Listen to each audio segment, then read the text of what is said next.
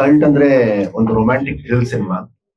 ಆ ಹೆಂಗ್ ಹೇಳು, ಒಂದು ಇಡೀ ಕುಟುಂಬ ಸಮೇತ ಥಿಯೇಟರ್ ಬಂದು ಸಿನಿಮಾ ನೋಡೋ ಸಿನಿಮಾ. ಈ ಸಿನಿಮಾದಲ್ಲಿ ಒಂದು ಫುಲ್ ಪ್ಯಾಕೇಜ್ ಅಂತ ಹೇಳ್ಬೋದು. ಫೈಟ್ಸ್ ಆಗ್ಲಿ, ಕಮರ್ಷಿಯಲ್ ಸಾಂಗ್ಸ್ ಆಗ್ಲಿ, ಮೆಲೋಡಿ ಹಾಡುಗಳು ಆಗ್ಲಿ, ಇಮೋಷನ್ಸ್ ಆಗ್ಲಿ, ತಂದೆ ತಾಯಿದು. ಇವತ್ತಿನ ಜನರೇಷನ್ ಹೆಣ್ಮಕ್ಳು ಆಗ್ಬಹುದು, ಗಂಡ್ಮಕ್ಳು ಆಗ್ಬಹುದು, ಒಂದು ಪ್ರೀತಿಯಲ್ಲಿ ಬಿದ್ದ ಮೇಲೆ ಹೆಂಗ್ ಮೋಸ ಆಗ್ತಿದ್ದಾರೆ. ಸೊ ಅದ್ರ ಮೇಲೆ ಒಂದೆಲ್ಲ ಇಟ್ಕೊಂಡು ನಾವೊಂದು ಕತೆ ಮಾಡಿದೀವಿ. ಸೊ ತಮ್ಮೆಲ್ಲರಿಗೂ ಇಷ್ಟ ಆಗುತ್ತೆ ಅಂತ ನಾವು ಅನ್ಕೊಂತಿದೀವಿ. ಸರ್, ಸಿನಿಮಾ ಟೈಟ್ಲಿಗೂ ಮತ್ತೆ ಸಿನಿಮಾದ ಕಥೆಗೂ ಒಂದಿಷ್ಟು ಹೋಲಿಕೆ ಇರುತ್ತೆ. ಈ ಕಲ್ಟ್ ಅಂತ ಹೆಸರು ಯಾಕೆ ಬಂದಿದೆ ಸರ್? ಕಲ್ಟ್ ಅಂದ್ರೆ ಇತ್ತೀಚೆಗೆ ಯೂತ್ಸ್ ಅಲ್ಲಿ ತುಂಬಾ ಅದು ಪದ ಬಳಕೆ ಇದೆ ಸರ್. ಅವರು ಸ್ಟೇಟ್ಮೆಂಟ್ಸ್ ಇದ್ರೆ ಕಲ್ಟ್ ಸಿನಿಮಾ ಅಂತಾರೆ, ಕಲ್ಟ್ ಸಾಂಗ್ಸ್ ಅಂತ ಹೇಳ್ತಾರೆ. ಸೊ ನಾವು ಸುಮಾರು ಸತಿ ಕೇಳ್ತಾ ಇದ್ವಿ ಕಲ್ಟ್ ಕಲ್ಟ್ ಕಲ್ಟ್ ಅಂತ ಹೇಳಿ. ಕಲ್ಟ್ ಅಂದ್ರೆ ಅದು ಎರಡನೇ ಅರ್ಥ ಬಂದ್ಬಿಟ್ಟು ಮಾಸ್ ಅಂತ ನಾವು ಹೇಳ್ತೀವಿ. ಅದು ಇನ್ನೊಂದು ಅರ್ಥ ಏನಂದ್ರೆ ಅದು ಕಲ್ಟ್ ಪದ ಹುಟ್ಟಿರೋದೇ ಕಲ್ಚರ್ ಇಂದ ಅಂತೆ. ಫಸ್ಟ್ ಕಲ್ಚರ್ ಅಂತ. ಸೊ ಕಲ್ಟ್ ಅಂದ್ರೆ ಫಿಕ್ಸ್ ಅಂದ್ರೆ ಇವನೇ ಅಂದ್ರೆ ಮಾಸ್ ಅಂತ ಹೇಳ್ಬೋದು. ಸೊ ಇದು ಕತೆ ಕಲ್ಟ್ ಅಲ್ಲ, ಈ ಹೀರೋದು ಕ್ಯಾರೆಕ್ಟರ್ ಕಲ್ಟ್ ಆಗಿರುತ್ತೆ ಸರ್. ಈ ನಂದು ಪಾತ್ರದ ಹೆಸರು ಬಂದ್ಬಿಟ್ಟು ಮಾಧವ ಅಂತ ಹೇಳಿ. ಅವ್ರದ್ದು ಒಂದೇ ಕ್ಯಾರೆಕ್ಟರ್ ಅಲ್ಲಿ 3 ಡಿಫ್ರೆಂಟ್ ಶೇಡ್ ಇದೆ. ಒಂದು ಲಾಂಗ್ ಹೇರ್, ಒಂದು ಮೀಡಿಯಂ ಲಾಂಗ್ ಹೇರ್, ಒಂದು ಶಾರ್ಟ್ ಹೇರ್. ಸೊ ಈ ತರ ಒಂದೇ ಕ್ಯಾರೆಕ್ಟರ್ 3 ಡಿಫ್ರೆಂಟ್ ಶೇಡ್ ಇರುತ್ತೆ. ಸೊ ಜನ ಅದನ್ನ ತುಂಬಾ ಇಷ್ಟಪಡ್ತಾರೆ ಅಂತ ಅನ್ಕೊಂಡಿದ್ದೀನಿ.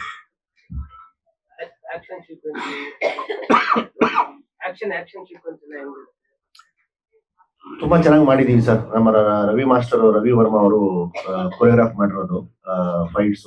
ಸೊ ಟೋಟಲ್ ಆಗಿ 3 ಫೈಟ್ ಇದೆ ಕಮರ್ಷಿಯಲ್ ಆಗಿ. ಸೊ ನನ್ನ ಮೊದಲನೇ ಸಿನಿಮಾದಲ್ಲಿ ಅಷ್ಟೊಂದು ಫೈಟ್ಸ್ ಗಳು ಇರ್ಲಿಲ್ಲ, ಒಂದೇ ಒಂದು ಫೈಟ್ ಇದ್ದಿದ್ದು. ಸೊ ಈ ಸಿನಿಮಾದಲ್ಲಿ ಒಂದು 3 ಫೈಟ್ ಅದ್ಭುತವಾಗಿ ರವಿ ಸರ್ ಕೊರಿಯೋಗ್ರಾಫ್ ಮಾಡಿದ್ದಾರೆ.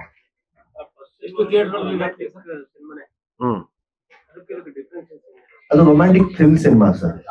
ಅದು ಒಂದು ಟೈಮ್ ಟ್ರಾವೆಲಿಂಗ್, ಟೈಮ್ ಲೂಪ್ ಅನ್ನೋ ಮೇಲೆ ಕಾನ್ಸೆಪ್ಟ್ ಮೇಲೆ ನಾವು ಹೊಸ ಪ್ರಯತ್ನ ಮಾಡೋಣ ಅಂತ ಹೇಳಿ ನಾವು ಅದನ್ನ ಹೋಗ್ತಿದ್ವು. ಇದು ತುಂಬಾ ಇಮೋಷನಲ್ ಸಬ್ಜೆಕ್ಟ್ ಸರ್. ಇದನ್ನ ನಾನು ಯಾಕೆ ಆಯ್ಕೆ ಮಾಡ್ಕೊಂಡೆ ಅಂದ್ರೆ, ನನ್ನ ಮೊದಲನೇ ಸಿನಿಮಾ ಸ್ವಲ್ಪ ನನಗೆ ಕಂಪ್ಲೇಂಟ್ಸ್ ಬಂತು. BC ಸೆಂಟ್ರಲ್ಲಿ ಈ ಕಾನ್ಸೆಪ್ಟ್ ಏನಿದೆಯಲ್ಲ, ಟೈಮ್ ಟ್ರಾವೆಲಿಂಗ್, ಟೈಮ್ ಲೂಪ್ ಅನ್ನೋ ಒಂದು ಕಾನ್ಸೆಪ್ಟ್ ಹೊಸದಾಗಿ ನಾವೇನ್ ಮಾಡಿದ್ವಿ, ಅದು ಎಷ್ಟು ಜನಕ್ಕೆ ಅದು ಅರ್ಥ ಆಗಿಲ್ಲ BC ಸೆಂಟರ್ ಕಡೆ.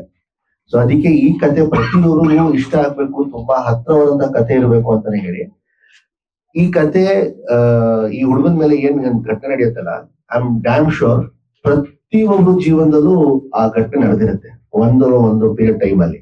ಸೊ ಪ್ರತಿಯೊಬ್ರು ಅದನ್ನ ತುಂಬಾ ಫೀಲ್ ಮಾಡ್ಕೊಂತಾರೆ ಅವ್ರ ಸಿನಿಮಾ ನೋಡಿದ್ಮೇಲೆ.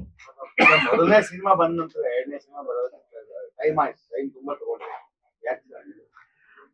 ಸರ್? ಬೇಕು ಅಂತ ಮಾಡ್ಬೇಕು ಅಂತ ಹಾಗೇನಿಲ್ಲ.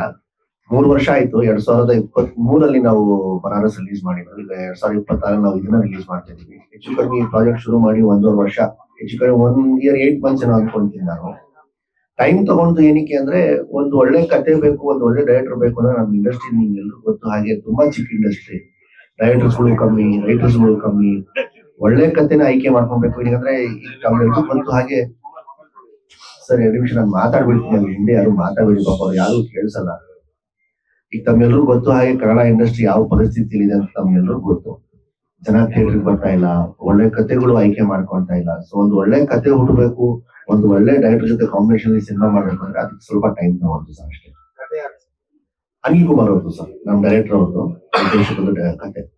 ಸರ್ ವಾಯ್ಸ್ ನಿಮ್ದೇ ಇದೆಯಲ್ಲ, ವಾಯ್ಸ್ ಓವರ್ ಇದೆ ಸರ್? ನಂದೇ ಸರ್, ನಾನು ಡಬ್ ಮಾಡಿದ್ದೀನಿ ಸರ್. ಇಲ್ಲ ಸರ್, ಆತರ ಏನ್ ಇನ್ಸ್ಪಿರೇಷನ್ ಅಂತ ಇಲ್ಲ. ಒಂದು ಥಾಟ್ ಬಂತು ಈ ತರ ಒಂದು ಲೈನ್ ಅಂತ ಹೇಳಿ. ಸೊ ಅದನ್ನ ನಾವು ಇಂಪ್ರೂವೈಸ್ ಮಾಡ್ಕೊಂಡು ನನಗೆ ಏನೇನ್ ಬೇಕಾಗಿತ್ತು ಅದೆಲ್ಲ ಆಡ್ ಮಾಡ್ಕೊಂಡು ಎಲ್ಲ ಮಾಡಿದ್ವಿ.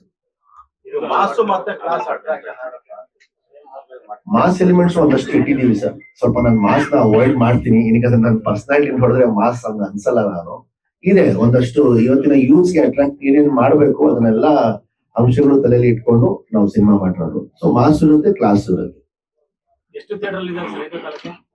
ಇದು ತುಂಬಾ ಬೇಗ ಆಗ್ಬಿಡುತ್ತೆ ಸರ್. ಏನಕ್ಕಂದ್ರೆ ಅದನ್ನ ಸರ್ ಹೇಳ್ತಾ ಇದ್ದು. ಈಗ ಹೇಳಿದ್ರೆ ಹೆಚ್ಚು ಕಡೆ ಇನ್ನೊಂದು 20-25 ದಿನ ಇದೆ ಸಿನಿಮಾ ರಿಲೀಸ್ಗೆ. ಆಗತ್ತೆ ಸರ್, ಹತ್ತತ್ರ ಒಂದು 100-150 ಈಸಿಲಿ ಮಿನಿಮಮ್ ಅಂತೂ ಅಷ್ಟಂತೂ ರಿಲೀಸ್ ಮಾಡೇ ಮಾಡ್ತೀವಿ.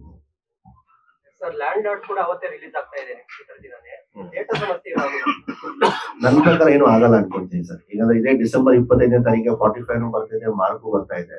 ಎಲ್ಲಾ ದೊಡ್ಡ ಸ್ಟಾರ್ ಸಿನಿಮಾಗಳನ್ನೇ ಈಗ ಕರ್ನಾಟಕದಲ್ಲಿ ಸಫಿಶಿಯಂಟ್ ಥಿಯೇಟರ್ಸ್ಗಳು ಇದೆ. ನಾವು ಆಲ್ರೆಡಿ ನಮ್ ಡಿಸ್ಟ್ರಿಬ್ಯೂಟರ್ಸ್ ಆಲ್ರೆಡಿ ಒಂದೇ ಡಿಸ್ಟ್ರಿಬ್ಯೂಟರ್ ಆಗಿರೋದ್ರಿಂದ ಸೊ ನಾವು ಹಿಂಗೇನ್ ಸಮಸ್ಯೆ ಆಗಲ್ಲ ಅನ್ಕೊಂತೀನಿ. ಗಂಗಾಧರ್ ಸರ್, ಗಂಗಾಧರ್ ಅವರು KVN ಡಿಸ್ಟ್ರಿಬ್ಯೂಷನ್ ಮಾಡ್ತಾರೆ ಸರ್. ಟೋಟಲ್ 6 ಸಾಂಗ್ಸ್ ಇದೆ ಸರ್. ಇಲ್ಲಿವರೆಗೂ ನಾವು 3 ಬಿಟ್ಟಿದ್ದೀವಿ. ಇನ್ನೊಂದು ನ್ಯೂ ಇಯರ್ಗೆ ಇಲ್ಲ ಕ್ರಿಸ್ಮಸ್ ಹಬ್ಬಕ್ಕೆ ಗೊತ್ತಿಲ್ಲ. ಈಗ ಡೈರೆಕ್ಟರ್ ಹೇಳ್ಬೇಕು ನನಗೆ. ನಂದು ರಚಿತಾರಾಮ್ ಅವ್ರದ್ದು ಒಂದು ಡ್ಯುಯೆಟ್ ಸಾಂಗ್ ಇದೆ, ಅದೊಂದು ಕೊನೆ ಹಾಡು ನಾವು ಬಿಡ್ತೀವಿ. ಇನ್ ಮಿಕ್ಕಿದ 2 ಸಿಚುವೇಶನ್ ಸಾಂಗ್ ಆಗಿರೋದ್ರಿಂದ ಸಿನಿಮಾದಲ್ಲೇ ಇಟ್ಟಿದೀವಿ. ಸೊ ಜನ ನೀವು ಅಲ್ಲಿ ನೋಡ್ಬೇಕು ಥಿಯೇಟರ್ ಅಲ್ಲಿ.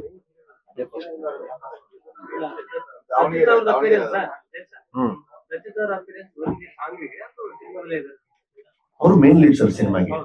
ಅವ್ರು ಮೇನ್ ಲೀಡರ್. ನಾವು ಅವ್ರದ್ದು ಜಾಸ್ತಿ ಅವ್ರದ್ದು ಪಾತ್ರ ತುಂಬಾ ತೂಕವಾದ ಪಾತ್ರ.